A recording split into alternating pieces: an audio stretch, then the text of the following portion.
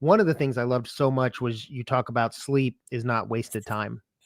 Oh my Because I gosh. used to think it was. So good. So did I. So did I. And I guess I don't know, as I got older and I think I read a book on sleep or something, but I'm like, oh yes. And now I try to prioritize. But that was like, again, the fact that that's in this book just really, it's just a very thoughtful thing to put in a book like this. Yeah. And again, it was things that I learned the hard way, right?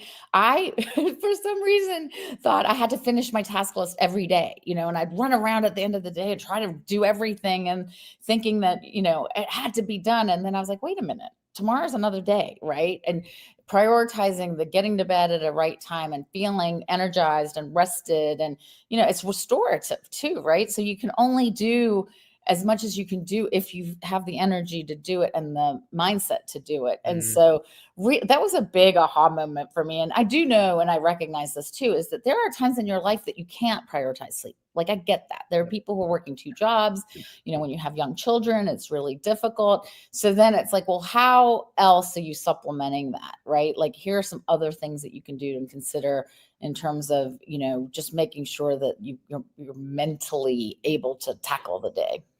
Yeah. And one of the things that you talk about and I have found is that just having a list and Yes. having a process, like, and I've almost, it can become a weakness for me because if I get stuff down on paper, then I feel like I can sort of walk away. It's there, it's in the right place. But at the very least, like some of my friends and people I know that I think are stressed the most, it's because they've got all these things in their head and it can fall out in form of a calendar. You talk about a lot about calendar in here, but like, it's a very psychological thing, right? To just Yeah. not have all that in your mind and go, oh, what am I going to have to do? And later today, I've got all these things. If you just get it down on paper or in some system, That's right. it relaxes you, right? Yeah, because it gets it out of your head. You're not Yeah. thinking about it as much. But it's really interesting, like 80% of people use calendars, right? Like that's almost a given.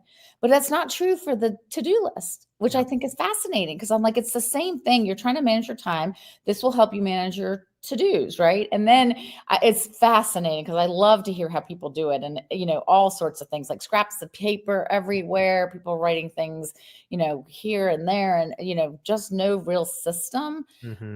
But I think there are a couple of things. One is you don't have to try to remember it, right? Our brains That's aren't right. very good at remembering things like that. Two, when it comes to prioritizing, everything's all in one place. So, right, you're prioritizing against everything that you have in front of you. You're not trying to remember or compartmentalize.